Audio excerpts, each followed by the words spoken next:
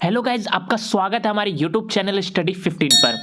तो आज हम करने वाले एक इंपॉर्टेंट टॉपिक के ऊपर बात। इससे रिलेटेड आज हम 90 प्लस क्वेश्चंस करने वाले हैं जो आपके आने वाले एग्जाम्स के लिए बहुत ज़्यादा इंपॉर्टेंट है। तो आज का टॉपिक है सिख गुरु। इससे एग्जाम में एक ना एक क्वेश्चन जरूर बनता है। तो चलिए शुरुआत करते हैं आज के पहले क्वेश्चन के साथ। निम्नलिखित में से किसने सिख पंथ की स्थापना की थी? तो ऐसा कौन सा सिख गुरु था जिसने सिख पंथ की स्थापना की थी? तो सिख पंथ की जो स्थापना की थी वो करी थी हमारे गुरु नानक देव जी ने। तो आज का दूसरा प्रश्न, गुरु नानक जी का जन्म कब हुआ था? तो गुरु नानक जी का जो जन्म हुआ था वो हुआ था 15 अप्रैल 1469 ईस्वी को। आज का तीसरा प्रश्न, गुरु नानक का जन्म स्थान कौन सा है? तो जो इनमें से गुरु नानक जी का जो जन्म स्थान है वो है तलवंडी। तलवंडी में ही गुरु नानक जी का जन्म हुआ था। आज का अगला प्रश्न, गुरु नानक के पिता का क्या नाम था? तो गुरु नानक जी के जो पिता थे उनका नाम था कालू मेहता। आज का अगला प्रश्न, निम्न में से गुरु नानक की माता कौन थी? तो गुरु नानक की जो माता जी का नाम था वो था तृप्ता देवी। आज का अगला प्रश्न, गुरु का लंगर नामक निःशुल्क सहभागी भोजनालय किस सिख गुरु ने स्थापित किया था? गुरु का लंगर नामक निःशुल्क सहभागी भोजनालय था वो हमारे गुरु नानक देव जी, जो हमारे पहले सिख गुरु थे, उन्होंने स्थापित किया था। आज का अगला प्रश्न, निम्नलिखित में से किस सिख गुरु ने गुरु नानक की जीवनी लिखी थी? गुरु नानक जी की जो जीवनी थी वो हमारी गुरु अंगद देव जी ने लिखी थी, जो सिख गुरु में दूसरे प्रमुख गुरु थे। आज का अगला प्रश्न, सिखों के प्रथम गुरु नानक किस मुगल बादशाह के समकालीन थे? तो जो सिखों के प्रथम गुरु थे गुरु नानक देव जी, वो किस मुगल बादशाह के समकालीन थे? तो उस टाइम पे जो मुगल शासक थे वो कौन थे? तो वो थे हमारे बाबर और हुमायूं। आज का अगला प्रश्न, सिख संप्रदाय का निर्माण किस काल में हुआ था? तो जो इसका सही आंसर है वो है मुगल काल। मुगल काल में ही सिख संप्रदाय का निर्माण हुआ था। आज का अगला प्रश्न, गुरु नानक की मृत्यु 1539 ईस्वी में कहां पर हुई थी? तो जो गुरु नानक देव जी की जो मृत्यु हुई थी वो हुई थी हमारी 1539 में, और वो कहां पर हुई थी?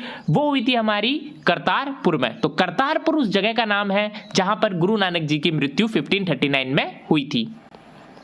आज का अगला प्रश्न, गुरु नानक का उत्तराधिकारी कौन था? यानी गुरु नानक की मृत्यु के बाद अगले जो गुरु बने वो कौन थे? तो उन गुरु का नाम था गुरु अंगद। गुरु अंगद ही हमारे क्या हुए थे? गुरु नानक के बाद दूसरे सिख गुरु बने थे। तो आज आपको मैं बता देता हूं यहां पे रिलेटेड कि जो कौन सबसे पहले सिख गुरु बना था, उसके बाद कौन बना था। तो हमारे पूरे सिख संप्रदाय में टोटल 10 सिख गुरु बने थे। तो उनके नाम है, जो सबसे पहले गुरु थे वो थे गुरु नानक देव जी, जिन्होंने सिख संप्रदाय का निर्माण किया था। जो दूसरे सिख गुरु थे उनका नाम था गुरु अंगद। तीसरे सिख गुरु जो थे वो थे हमारे गुरु अमरदास। चौथे जो सिख गुरु थे उनका नाम था गुरु रामदास। पांचवें जो सिख गुरु थे उनका नाम था गुरु अर्जुन देव। छठे जो गुरुदेव थे उनका नाम था गुरु हरगोविंद। जो सातवें सिख गुरु थे उनका नाम था गुरु हरराय। आठवें सिख गुरु थे उनका नाम था हरकिशन, गुरु हरकिशन। नौवें जो सिख गुरु थे उनका नाम था गुरु तेग बहादुर। और जो अंतिम 10वीं हमारे जो सिख गुरु थे उनका नाम था गुरु गोविंद सिंह। तो ये थे हमारे 10 सिख गुरु, जो अगर आपसे एग्जाम्स में कोई भी क्वेश्चन पूछा जाएगा कि एक सबसे पहले सिख गुरु कौन था या कौन सा चौथे नंबर का गुरु था, तो आप इसको आसानी से बता दोगे। तो आज का अगला प्रश्न, सिखों के दूसरे गुरु कौन थे? तो जो सिखों के दूसरे गुरु थे वो थे गुरु अंगद देव जी। ये सिखों के दूसरे गुरु थे। और जो सिखों के प्रथम गुरु थे उनका नाम था गुरु नानक देव जी, जिन्होंने सिख संप्रदाय की स्थापना की थी। आज का अगला प्रश्न, गुरु अंगद का प्रारंभिक नाम क्या था? यानी गुरु अंगद का जो प्रारंभिक नाम था वो क्या था? तो उनका जो प्रारंभिक नाम था वो था आपका लहना। बहुत ही ज्यादा इंपॉर्टेंट क्वेश्चन है एग्जाम पॉइंट ऑफ व्यू से कि जो गुरु अंगद जी थे, जो हमारे दूसरे सिख गुरु थे, उनका प्रारंभिक नाम क्या था? तो उनको लहना नाम से भी जाना जाता था। तो इसका जो सही आंसर है वो है लहना। आज का अगला प्रश्न, किस सिख गुरु ने गुरु नानक द्वारा स्थापित लंगर व्यवस्था को स्थायी बना दिया था? तो शुल्क भोजनालय गुरु का लंगर था, उसकी जो स्थापना की थी वो गुरु नानक देव जी ने की थी। तो उसको स्थायी किसने बनाया था? तो वो किस गुरु ने उसको स्थायी बनाया था? तो उस गुरु का नाम था गुरु अंगद जी। तो दूसरे जो हमारे सिख गुरु थे गुरु अंगद जी, उन्होंने ही गुरु नानक द्वारा जो स्थापित लंगर व्यवस्था थी उसको स्थायी रूप दिया था। आज का अगला प्रश्न, निम्न में से किस सिख गुरु ने गुरुमुखी लिपि आरंभ की थी? तो गुरुमुखी जो लिपि थी, पंजाबी भाषा की लिपि है, वो किस सिख गुरु ने आरंभ किया था? तो उन सिख गुरु का नाम था गुरु अंगद देव जी। गुरु अंगद देव जी ने ही गुरुमुखी लिपि की आरंभ यानी शुरुआत की थी। आज का अगला प्रश्न, सिखों के तीसरे गुरु कौन थे? तो जो पहले सिख गुरु थे वो थे गुरु नानक देव जी, जो दूसरे सिख गुरु थे वो थे गुरु अंगद जी, और जो तीसरे गुरुदेव थे यानी जो तीसरे हमारे सिख गुरु थे उनका नाम था गुरु अमरदास। तो इसका जो सही आंसर है वो है गुरु अमरदास, जो सिखों के तीसरे गुरु थे। आज का अगला प्रश्न, किस सिख गुरु ने 22 गद्दियों की स्थापना की और प्रत्येक पर एक महंत की नियुक्ति की? जो गुरु अमरदास थे उन्होंने 22 गद्दियों की स्थापना की थी और उस हर गद्दियों पर एक महंत की उन्होंने नियुक्ति की थी। तो इसका जो सही आंसर है वो है गुरु अमरदास। आज का अगला प्रश्न, पंजाब में अमृतसर नगर को स्थापित किसने किया था? तो किस सिख गुरु ने अमृतसर नगर को स्थापित किया था?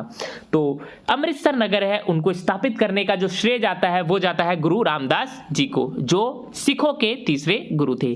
तो सिखों के तीसरे गुरु जो गुरु रामदास जी थे उन्होंने अमृतसर नगर की स्थापना की थी। एग्जाम पॉइंट ऑफ व्यू से बहुत ही ज्यादा इंपॉर्टेंट क्वेश्चन है। आज का अगला प्रश्न, आदि ग्रंथ अथवा गुरु ग्रंथ साहिब का संकलन निम्नांकित में से किसने किया था? एग्जाम में छपने वाला क्वेश्चन है कि वो कौन से गुरु थे? वो थे हमारे गुरु अर्जुन देव जी। जो गुरु अर्जुन देव जी थे उन्होंने ही आदि ग्रंथ जो गुरु ग्रंथ साहिब थी उसका संकलन किया था। तो आज का अगला प्रश्न, सिखों के 5वें गुरु जो गुरु अर्जुन देव जी थे उन्होंने आदि ग्रंथ की रचना की थी। इस ग्रंथ में उन्होंने किस सिख गुरु के प्रेरणाप्रद प्रार्थनाएं और गीत को संकलित किया था? तो अभी हमने बात करी थी जो अर्जुन देव थे वो सिखों के 5वें गुरु थे, उन्होंने आदि ग्रंथ यानी गुरु ग्रंथ साहिब का संकलन किया था या रचना की थी। तो इस ग्रंथ में एक सिख गुरु थे, उन्होंने क्या लिखी थी? प्रेरणाप्रद जो प्रार्थनाएं थे और जो गीत थे उनको इसमें लिखा था। तो वो कौन से गुरु थे? तो वो गुरु थे हमारे गुरु नानक देव जी। तो गुरु नानक देव जी के ही इन्होंने प्रेरणाप्रद जो प्रार्थनाएं थी और गीत थी उनको इसमें संकलित किया था, और वो भी किसमें? आदि ग्रंथ, जिसको गुरु ग्रंथ साहिब के नाम से भी जाना जाता है। आज का अगला प्रश्न, किस सिख गुरु ने स्वयं को सच्चा बादशाह कहा था? बहुत ही ज्यादा इंपॉर्टेंट क्वेश्चन है कि ऐसे कौन से सिख गुरु थे जिन्होंने अपने आप को सच्चा बादशाह कहा था? तो सच्चा बादशाह कहलाने वाले जो गुरु थे वो थे गुरु अर्जुन देव जी। तो गुरु अर्जुन देव को ही सच्चा बादशाह नाम से जाना जाता है।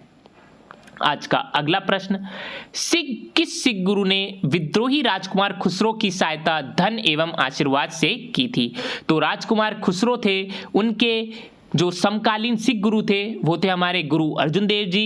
तो गुरु अर्जुन देव जी ने ही विद्रोही जो राजकुमार खुसरो था उसका जो स्वागत था वो धन और आशीर्वाद से किया था। तो जो इसका सही आंसर है वो है गुरु अर्जुन देव जी। आज का अगला प्रश्न, किस सिख गुरु ने प्रत्येक सिख से दशांश धार्मिक कर वसूल करना आरंभ किया एवं साधु वेश त्याग कर राजसी वस्त्र पहनना आरंभ किया? तो वे कौन से गुरु थे जिन्होंने सिख गुरु से दशांश धार्मिक कर वसूल करना आरंभ किया था और साधु वेश को त्याग कर क्या पहनने लग गए थे? राजश्री वस्त्र पहनने शुरू कर दिए थे। तो वो कौन से गुरु थे? तो वो गुरु थे हमारे गुरु अर्जुन देव जी, जो सिख संप्रदाय के 5वें गुरु थे। इन्होंने ही दशांश जो धार्मिक कर था वो वसूल करना शुरू कर दिया था और साधु वेश त्याग कर राजश्री वस्त्र पहनना शुरू कर दिया था।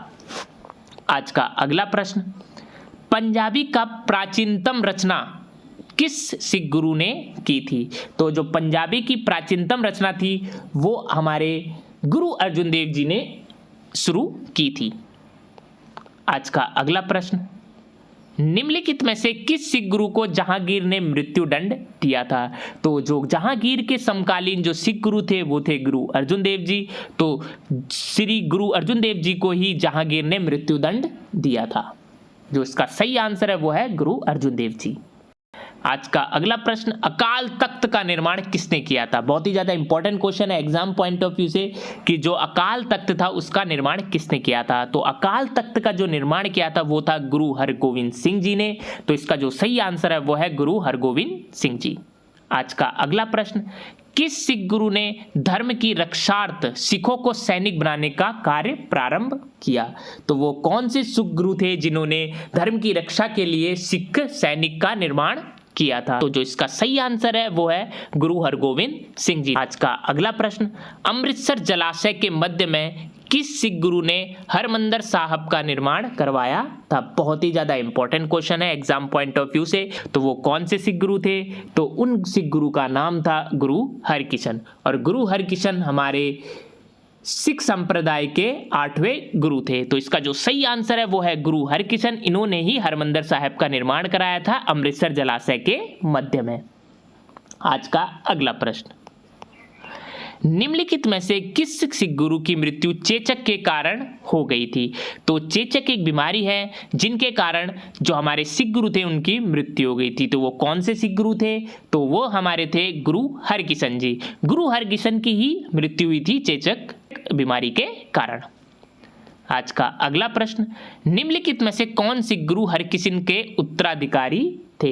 यानी जब गुरु हरकिशन की मृत्यु होगी तो उनके बाद जो सिख गुरु आए वो कौन से सिख गुरु थे? तो उन सिख गुरु का नाम था गुरु तेग बहादुर। गुरु तेग बहादुर ही हमारे गुरु हरकिशन की मृत्यु के बाद सिख गुरु बने थे। आज का अगला प्रश्न, किस सिख गुरु ने कहा था सर दाद सिर्रे ना दाद, मैंने सिर कटवा दिया लेकिन अपना रहस्य नहीं बताया? यानी ऐसे कौन से सिख गुरु थे जिन्होंने कहा था कि मैंने सिर कटवा दिया लेकिन अपना रहस्य नहीं बताया? तो वो सिख गुरु थे हमारे गुरु तेग बहादुर जी।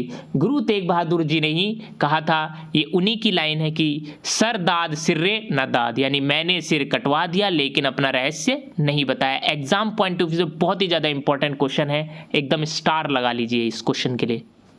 तो इसका जो सही आंसर है वो है गुरु तेग बहादुर जी। आज का अगला क्वेश्चन, आनंदपुर नगर की स्थापना किस सिख गुरु ने की थी? तो जो आनंदपुर नगर था उसकी स्थापना गुरु तेग बहादुर जी ने की थी। तो इसका जो सही आंसर है वो है गुरु तेग बहादुर जी। आज का अगला क्वेश्चन, किस सिख गुरु को बाकला दा बाबा कहा जाता है? तो बहुत ही ज्यादा इंपॉर्टेंट क्वेश्चन है, स्टार लगा लीजिए कि ऐसे कौन से सिख गुरु थे जिनको बाकला दा बाबा कहा जाता है? तो बाकला दा बाबा कहलाने वाले जो सिख गुरु थे उनका नाम था गुरु तेग बहादुर जी। तो इसका जो सही आंसर है वो है answer number B, Guru Tegh Bahadur ji. आज का अगला प्रश्न, निम्नलिखित में से किस सिख गुरु की हत्या औरंगजेब ने कराई थी? तो ऐसे कौन से सिख गुरु थे जिनकी हत्या औरंगजेब ने करवाई थी? तो उनका नाम है गुरु तेग बहादुर जी। तो इसका जो सही आंसर है वो है गुरु तेग बहादुर। इन्हीं की मृत्यु औरंगजेब ने कराई थी। आज का अगला प्रश्न, सिखों के अंतिम गुरु कौन थे? तो जो सिखों के अंतिम गुरु यानी जो 10वें गुरु थे वो थे गुरु गोविंद सिंह जी। तो इसका जो सही आंसर है वो है गुरु गोविंद सिंह जी। आज का अगला प्रश्न, गुरु गोविंद सिंह का जन्म 1666 ईस्वी में कहां पर हुआ था? तो इसका जो सही आंसर है वो है पटना। आज का अगला प्रश्न, गुरु गोविंद सिंह की महानता निहित है इनमें से? तो उन्होंने क्या किया था? उन्होंने सिखों के लिए एक सैनिक व्यवस्था का गठन किया था। तो जो इसका सही आंसर है वो है आंसर नंबर बी। आज का अगला प्रश्न, सिखों को एक सैन्य लड़ाकू जाति के रूप में परिणत करना आरंभ किसने किया? तो सिखों को मैंने बताया था कि जो हमारे गुरु गोविंद सिंह जी थे उनकी एक महानता थी कि उन्होंने क्या किया था, सिखों की एक सैनिक व्यवस्था का गठन किया था। तो सिखों के लिए एक सैन्य लड़ाकू जाति के रूप में किसने प्रारंभ किया था? तो वो थे हमारे गुरु गोविंद सिंह जी। तो इसका जो सही आंसर है वो आंसर नंबर बी, गुरु गोविंद सिंह जी। आज का अगला प्रश्न, किस सिख गुरु ने खालसा की शुरुआत की थी? तो बहुत ही ज्यादा इंपॉर्टेंट क्वेश्चन है, एग्जाम पॉइंट ऑफ व्यू से स्टार लगा लीजिए। ये काफी बार पूछा गया है। तो किस सिख गुरु ने खालसा की शुरुआत की थी? तो खालसा की शुरुआत करने वाले जो गुरु थे उनका नाम था गुरु गोविंद सिंह जी। तो इसका जो सही आंसर है वो है आंसर नंबर बी, गुरु गोविंद सिंह जी। आज का अगला प्रश्न, किस वर्ष बैसाखी के दिन 13 अप्रैल को गुरु गोविंद सिंह जी ने खालसा पंथ की नींव रखी थी?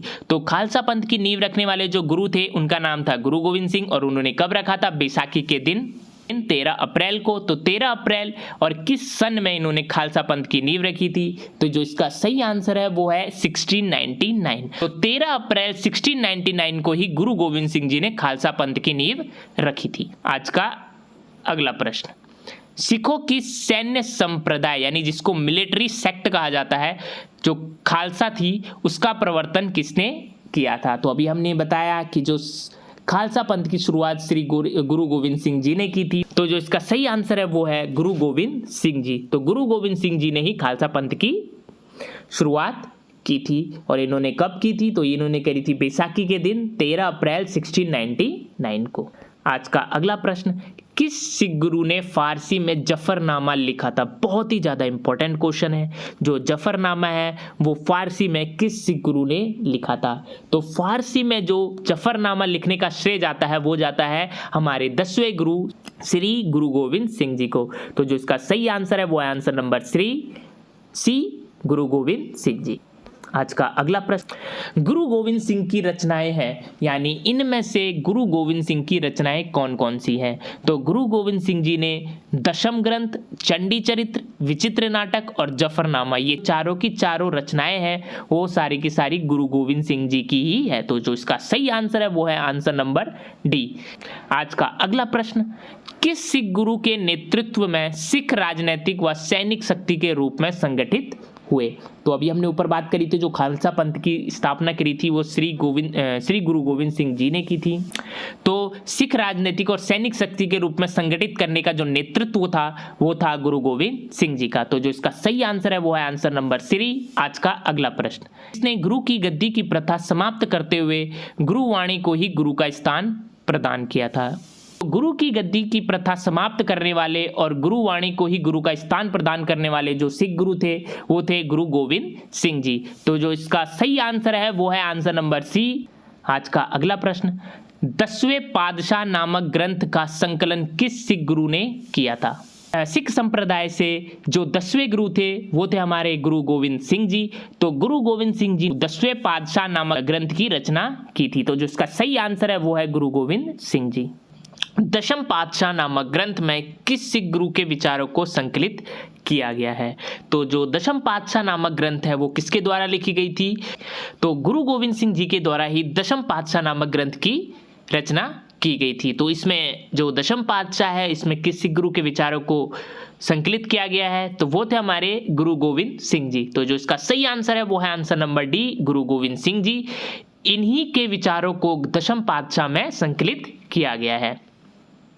आज का अगला प्रश्न, सिखों के 10वें एवं अंतिम गुरु गुरु गोविंद सिंह जी के संबंध में क्या सही है? तो उनका जो जन्म हुआ था वो हुआ था पटना में। तो उन्होंने अपने बचपन के 9 वर्ष पटना में ही बिताए थे, ये एकदम सही है। उन्होंने मखोवल आनंदपुर में उन्हें गुरु निर्वाचित किया था, ये भी आंसर सही है। उन्होंने खालसा पंथ की जो स्थापना की थी वो 1699 में ही की थी, इसका आंसर ये भी सही है। उन्होंने पाहुल प्रथा आरंभ किया था। तो जो इसका सही आंसर है वो है डी। जो सारे के सारे तथ्य है गुरु गोविंद जी के संबंध में सारे के सारे सही है। आज का अगला प्रश्न, गुरु गोविंद सिंह जी के पुत्र फतेह सिंह एवं जोरावर सिंह को किस मुगल फौजदार ने दीवार में चुनवा दिया था? तो जो गुरु गोविंद सिंह जी थे उनके 2 पुत्र हुए थे, एक का नाम था फतेह सिंह और एक का नाम था जोरावर सिंह। तो इन दोनों को किस मुगल फौजदार ने दीवार में चुनवा दिया था? तो उस फौजदार का नाम था वजीर खां। तो इसका जो सही आंसर है वो है वजीर खां। इसी ने ही गुरु गोविंद सिंह के जो पुत्र फतेह सिंह और जोरावर सिंह को दीवार में चुनवा दिया था। आज का अगला प्रश्न, किसकी समाधि के कारण नंदेड़ गुरुद्वारा सिखों द्वारा पवित्र माना जाता है? वहां पर जिस सिख गुरु की समाधि है उन सिख गुरु का नाम है गुरु गोविंद सिंह जी। तो जो इसका सही आंसर है वो है गुरु गोविंद सिंह जी। तो इसी के कारण जो नंदेड़ गुरुद्वारा है वो सिखों द्वारा पवित्र माना जाता है। तो आज का अगला प्रश्न, गुरु गोविंद सिंह जी की हत्या 1708 में किस जगह पर हुई थी। तो जो गुरु गोविंद सिंह की जो हत्या हुई थी वो कब हुई थी? 1708 में हुई थी। और वो कहाँ पर हुई थी? तो वो हुई थी हमारी नांदेड़ में। तो नांदेड़ का जो गुरुद्वारा है वहाँ पर गुरु गोविंद सिंह जी की समाधि है और नंदेड़ गुरुद्वारा को सिखों द्वारा बहुत पवित्र माना जाता है। तो जो इसका सही आंसर है वो है नांदेड़। आज का अगला प्रश्न, गुरु गोविंद सिंह जी की हत्या किसने की थी? तो गुरु गोविंद सिंह जी की जो हत्या थी वो की थी गुल खां। तो जो इसका सही आंसर है वो है आंसर नंबर बी, गुल खां। आज का अगला प्रश्न, निम्नलिखित में से सिख गुरुओं का सही कालक्रम बताइए। तो यानी हमारे सिख संप्रदाय में कुल कितने सिख गुरु थे? तो कुल सिख गुरु थे 10। उनके क्रम इस प्रकार है, सबसे पहले जो गुरु थे वो थे गुरु नानक देव जी, जो दूसरे गुरु थे वो थे गुरु अंगद जी, जो तीसरे थे वो थे गुरु अमरदास जी, चौथे थे वो थे गुरु रामदास जी, जो पांचवें थे वो थे गुरु अर्जुन देव जी, जो छठे गुरु थे वो थे गुरु हरगोविंद सिंह जी, जो सातवें गुरुदेव थे वो थे गुरु हर राय, जो आठवें गुरु थे वो थे गुरु हरकिशन जी, जो नौवें गुरु थे वो थे गुरु तेग बहादुर और जो 10वें गुरु और जो अंतिम गुरु थे वो गुरु गोविंद सिंह जी। तो जो इसका सही क्रम है वो है आंसर नंबर डी, क्योंकि जो अमरदास जी थे वो हमारे सिख संप्रदाय के तीसरे गुरु थे, जो रामदास जी थे वो थे सिख संप्रदाय के चौथे गुरु, जो अर्जुन देव जी थे वो थे सिख संप्रदाय के पांचवें गुरु और जो गुरु तेग बहादुर जी थे वो थे हमारे सिख संप्रदाय के 9वें गुरु। आज का अगला प्रश्न, निम्नलिखित में से कौन सा युग्म सही सुमेलित है? यानी इसमें से आपको बताना है कि जो सही सुमेलित है उस पर टिक लगाना है। तो जो इसका सही आंसर है वो है आंसर नंबर ए, गुरु अर्जुन देव जी, क्योंकि गुरु अर्जुन देव जी के द्वारा ही आदि ग्रंथ की स्थापना की गई थी। आज का अगला प्रश्न, सिख गुरुओं से संबंधित निम्नलिखित कथनों पर विचार कीजिए। यानी जो सिख गुरु थे उनसे संबंधित कुछ कथन दे रखे हैं, उनको हमें बताना है कि जो इनमें से कौन सा सही है। तो जो बंदा बहादुर जी थे उनको गुरु तेग बहादुर ने सिखों का सैन्य प्रमुख नियुक्त किया था। गुरु अर्जुन देव जी जो थे उन्होंने सिखों के गुरु गुरु रामदास जी के पश्चात बने थे। गुरु अर्जुन देव जी ने ही सिखों को उनकी अपनी लिपि गुरुमुखी दी थी। तो इनमें से आपको बताना है कौन सा सिख गुरुओं से रिलेटेड कथन सत्य है। तो ये जो है वो सही है कि जो हमारे गुरु तेग बहादुर जी थे उन्होंने सिखों का जो सैन्य प्रमुख था वो बंदा बहादुर को नियुक्त किया था। जो गुरु अर्जुन देव जी थे वो सिखों के गुरु जो गुरु रामदास जी थे उनके बाद ही गुरु बने थे। तो ये सही है क्योंकि जो गुरु रामदास जी थे वो हमारे सिख संप्रदाय के चौथे गुरु थे और जो गुरु अर्जुन देव जी थे वो हमारे सिख संप्रदाय के 5वें गुरु थे। तो इसका मतलब दूसरा वाला भी सही है। और जो गुरु अर्जुन देव जी थे उन्होंने सिखों की लिपि गुरुमुखी दी थी, ये आंसर गलत है, क्योंकि जो गुरुमुखी के जन्मदाता थे वो थे हमारे सिखों के दूसरे गुरु गुरु अंगद जी। उन्होंने ही जो सिखों की लिपि गुरुमुखी थी वो दी थी। तो जो इसका सही आंसर है वो है आंसर नंबर डी 1 और 2। आज का अगला प्रश्न, बंदा बहादुर का जन्म किस वर्ष पुंछ जिले के रजौली गांव में हुआ था? तो जो हमारे बंदा बहादुर जी थे उनका जन्म किस वर्ष हुआ था? तो उनका जो जन्म हुआ था वो हुआ था 1670 में। तो जो इसका सही आंसर है वो है आंसर नंबर बी 1670। और जो हमारे बंदा बहादुर जी थे वो क्या थे? तो जो बंदा बहादुर जी थे वो थे हमारे सिखों के सैन्य प्रमुख, जिनको किन्होंने नियुक्त किया था? उनको किया था गुरु तेग बहादुर जी ने। आज का अगला प्रश्न, बंदा बहादुर के पिता का क्या नाम था? तो बंदा बहादुर जो हमारे सिखों के सैन्य प्रमुख थे, जो उनके पिताजी का नाम था वो था रामदेव भारद्वाज। तो इसका जो सही आंसर है वो है answer number A, Ramdev Bhardwaj. आज का अगला प्रश्न, बंदा बहादुर जी का मूल नाम क्या था? तो बंदा बहादुर जी का जो मूल नाम था वो था लक्ष्मण दास। तो जो इसका सही आंसर है वो है लक्ष्मण दास। आज का अगला प्रश्न, किसने मुखलिशपुर में लोहागढ़ या लोहगढ़ नामक मजबूत किला बनवाया था? बहुत ही ज़्यादा इंपॉर्टेंट क्वेश्चन है एग्जाम पॉइंट ऑफ व्यू से कि जो मुखलिशपुर में जो लोहगढ़ नामक किला था उसको किसने बनवाया था? तो मुखलिशपुर में जो लोहगढ़ नामक किला था वो बंदा बहादुर द्वारा बनाया गया था। तो जो इसका सही आंसर है वो है आंसर नंबर सी, बंदा बहादुर।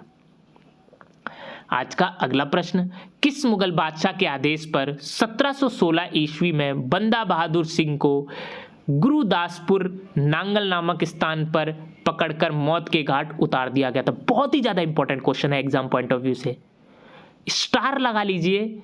ये एग्जाम में बहुत बार पूछा जा चुका है कि ऐसा कौन सा मुगल बादशाह था जिन्होंने 1716 में आदेश दिया था कि बंदा बहादुर जी को मार दिया जाए। तो उस मुगल बादशाह का जो नाम था वो था फर्रुखसियार।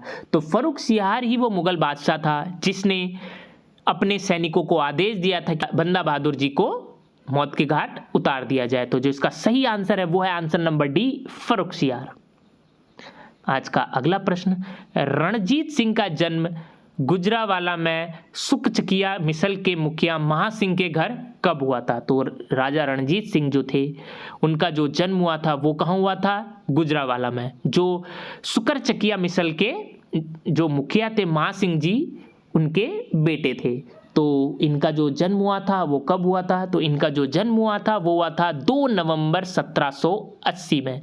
तो जो इसका सही आंसर है वो है आंसर नंबर ए, 2 नवंबर 1780। तो आज का अगला प्रश्न है, रणजीत सिंह किस मिसल से संबंधित थे? बहुत ही ज़्यादा इंपॉर्टेंट क्वेश्चन है, स्टार लगा लीजिए कि जो रणजीत सिंह थे वो किस मिसल से संबंधित थे। तो जो रणजीत सिंह थे वो थे सुकरचकिया मिसल से। तो इसका जो सही आंसर है आंसर नंबर बी, सुकरचकिया। आज का अगला प्रश्न, महाराजा रणजीत सिंह के राज्य की राजधानी क्या थी? तो जो महाराजा रणजीत सिंह थे उनके राज्य की जो राजधानी थी वो थी लाहौर। तो जो इसका सही आंसर है वो है आंसर नंबर सी, लाहौर। आज का अगला प्रश्न, राजा रणजीत सिंह की राजनीतिक राजधानी लाहौर थी, तो किस नगर को उसकी धार्मिक राजधानी कहा जाता था? तो जो राजा रणजीत सिंह थे जो उनकी राजनीतिक राजधानी थी वो थी लाहौर, लेकिन उन्होंने किस नगर को धार्मिक राजधानी के नाम से पुकारा था? तो उस जगह का नाम था अमृतसर। आज का अगला प्रश्न, रणजीत सिंह ने किस स्थान पर अधिकार करने के बाद महाराजा की उपाधि धारण की थी? बहुत ही ज़्यादा इंपॉर्टेंट क्वेश्चन है कि जो राजा रणजीत सिंह थे जब इन्होंने किसी एक स्थान को अधिकार कर लिया था तो उसी के बाद इन्होंने महाराजा की उपाधि धारण की थी। तो वो कौन सा स्थान था? तो उस स्थान का नाम था लाहौर। आज का अगला प्रश्न, रणजीत सिंह को किस विजय अभियान के फलस्वरूप जमजमा नामक तोप की प्राप्ति हुई थी? बहुत ही ज़्यादा इंपॉर्टेंट क्वेश्चन है कि किस विजय अभियान से जब वो लौट रहे थे तो इनको यहाँ पर जमजमा नामक तोप मिली थी। तो वो कौन सा विजय अभियान था? तो उस विजय अभियान का नाम था अमृतसर विजय अभियान। तो जो इसका सही आंसर है वो है आंसर नंबर सी, अमृतसर विजय अभियान। इसी के दौरान, इस विजय अभियान के दौरान ही इनको जमजमा नामक तोप की प्राप्ति हुई थी।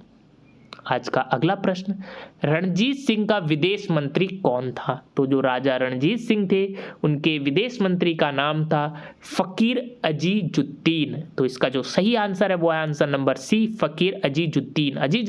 जो फकीर अजीजुद्दीन थे वो थे रणजीत सिंह के विदेश मंत्री। आज का अगला प्रश्न, रणजीत सिंह का वित्त मंत्री कौन था? तो जो राजा रणजीत सिंह थे उनके विदेश मंत्री का तो नाम फकीर अजीजुद्दीन था, लेकिन उनके जो वित्त मंत्री थे उनका नाम था दीनानाथ। तो जो इसका सही आंसर है वो है आंसर नंबर ए, दीनानाथ। तो दीनानाथ ही रणजीत सिंह के वित्त मंत्री थे। आज का अगला प्रश्न, राजा रणजीत सिंह के राज्य में क्या सम्मिलित था? यानी इनमें से आपको बताना है कि जो राजा रणजीत सिंह थे उनके राज्य से रिलेटेड इनमें से कौन सा है। तो राजा रणजीत सिंह के राज्य में जो श्रीनगर था वो सम्मिलित था। तो इसका जो सही आंसर है वो है आंसर नंबर डी, श्रीनगर।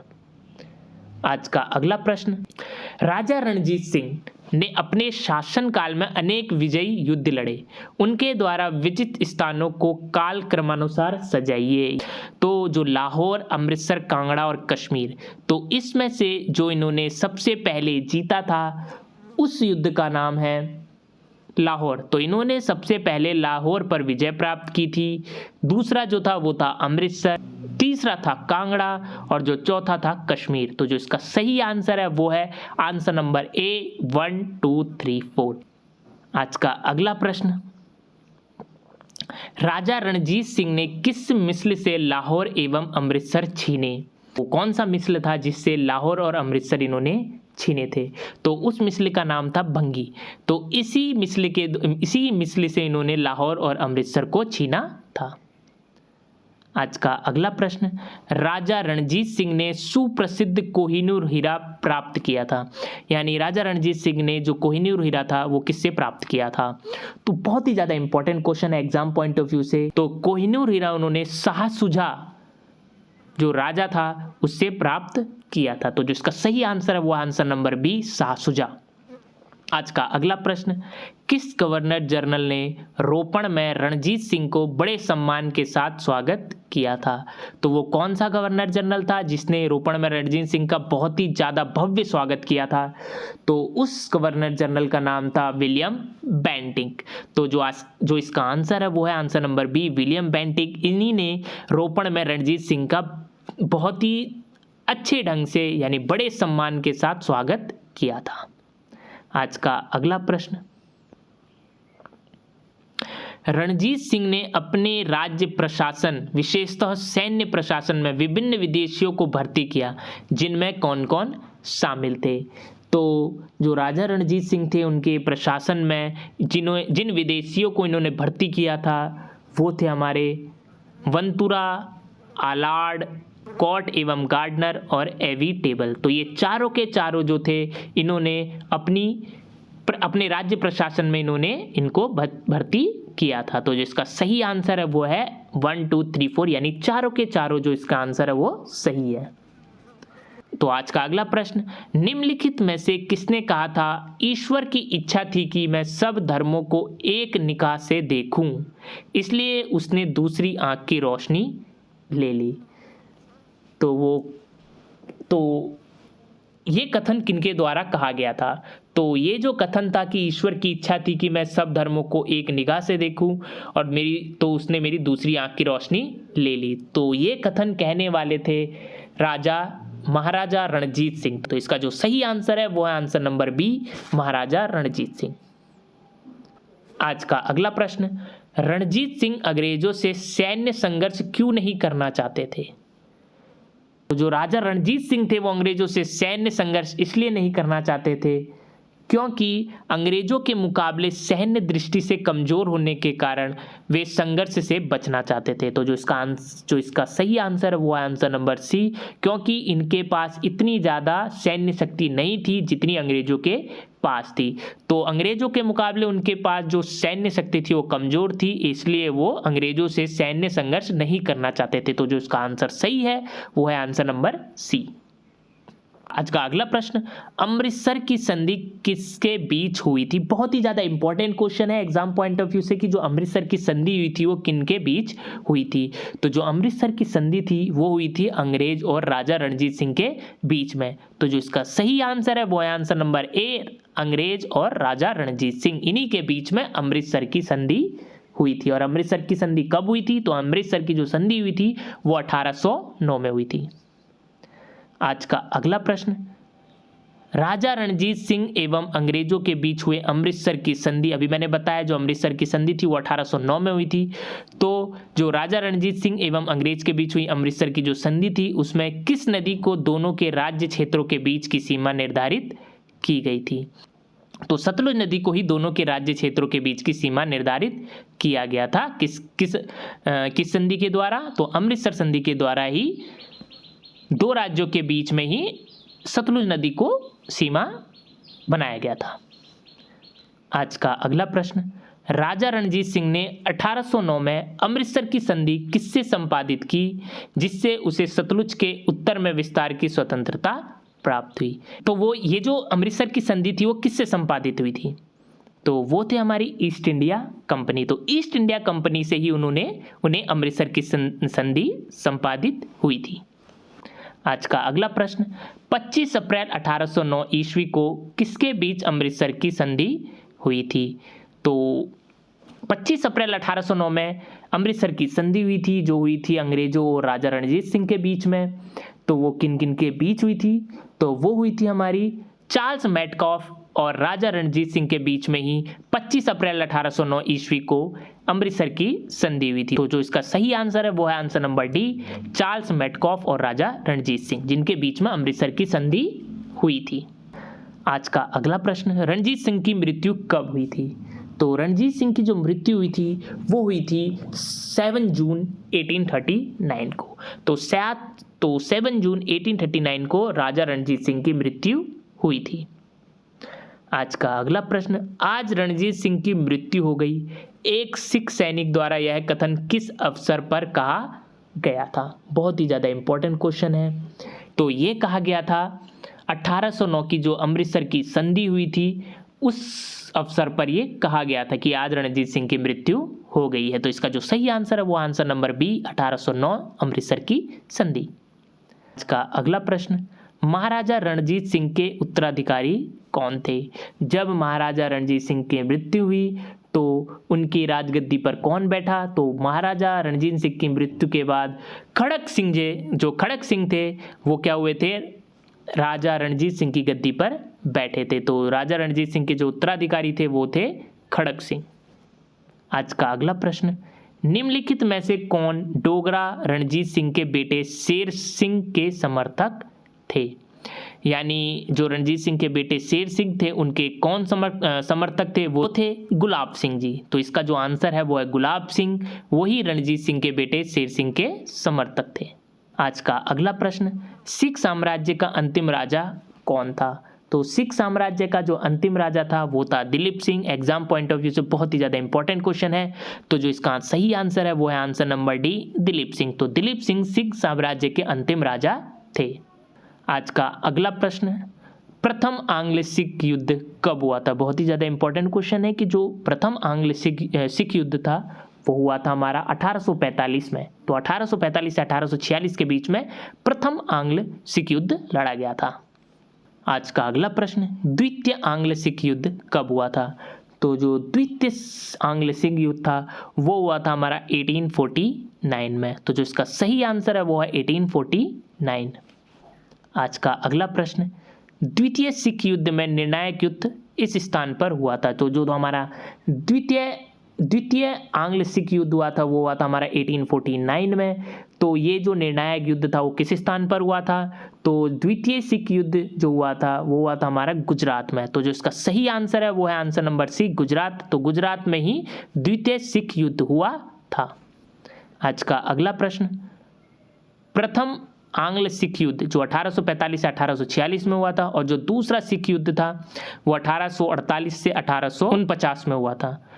तो उस समय पंजाब राज्य का शासक कौन था? तो जब प्रथम आंग्ल सिख युद्ध और द्वितीय आंग्ल सिख युद्ध हुआ था तो उस समय जो पंजाब का शासक था वो था हमारा दिलीप सिंह। तो इसका जो सही आंसर है वो दिलीप सिंह। इन्हीं के शासनकाल में प्रथम आंग्ल सिख युद्ध और द्वितीय आंग्ल सिख युद्ध हुआ था। आज का अगला प्रश्न, पंजाब के सिख राज्य को किस वर्ष में अंग्रेजी ईस्ट इंडिया कंपनी द्वारा अपने अधिकार में ले लिया गया था? बहुत ही ज़्यादा इंपॉर्टेंट क्वेश्चन है कि जो पंजाब सिख राज्य था उसको किस वर्ष अंग्रेजी ईस्ट इंडिया कंपनी ने अपने कब्जे में ले लिया था? तो जो इसका सही आंसर है वो है 1849 में। तो 1849 में ही अंग्रेजी ईस्ट इंडिया कंपनी ने सिख राज्य को अपने अधिकार में ले लिया था। आज का अगला प्रश्न, लॉर्ड डलहौजी ने कब पंजाब को अंग्रेजी राज्य में मिला लिया? बहुत ही ज़्यादा इंपॉर्टेंट क्वेश्चन है। अभी हमने पढ़ा कि जो ईस्ट इंडिया कंपनी थी उन्होंने 1849 में सिख साम्राज्य को अपने कब्जे में ले लिया था। तो इन्होंने किसके गवर्नर जनरल के टाइम पे सिख साम्राज्य को अपने कब्जे में लिया था? तो वो थे लॉर्ड डलहौजी। तो लॉर्ड डलहौजी ने पंजाब साम्राज्य को अंग्रेजी साम्राज्य में मिलाया था 29 मार्च यानी 29 मार्च 1849 को ही लॉर्ड डलहौजी ने पंजाब को अंग्रेजी राज्य में मिला लिया था। तो जो इसका सही आंसर है वो है आंसर नंबर बी, 29 मार्च 1849। आज का अगला प्रश्न और अंतिम प्रश्न, पंजाब के विलय के पश्चात पंजाब पर शासन करने के लिए निम्नलिखित में से कौन 3 की परिषद का सदस्य नहीं था? तो ये आज का अंतिम प्रश्न है। तो इसका जो आंसर है वो आप लोग देंगे। तो आप जल्दी से जो 92 प्रश्न है उसका आंसर आप कमेंट बॉक्स में दीजिए कि कौन सा ऐसा शासक था जो 3 के परिषद का सदस्य नहीं था। तो ये थे top 90 plus important questions Sikh गुरुओं से रिलेटेड जो आपके आने वाले एग्जाम्स के लिए बहुत ही ज़्यादा इंपॉर्टेंट है। इससे रिलेटेड एक ना एक क्वेश्चन एग्जाम में ज़रूर आएगा। अगर आपने सारे के सारे क्वेश्चंस कर लिए तो आपने सिख गुरुओं से रिलेटेड यानी सारे क्वेश्चंस को सॉल्व कर लिया है। तो आशा करता हूँ कि आपको ये वीडियो अच्छी लगी होगी। अगर ये वीडियो आपको अच्छी लगी तो सबसे पहले जाकर हमारे चैनल को सब्सक्राइब करिए और ज़्यादा से ज़्यादा लोगों को इसको शेयर करिए और लाइक का बटन दबाना ना भूलिएगा।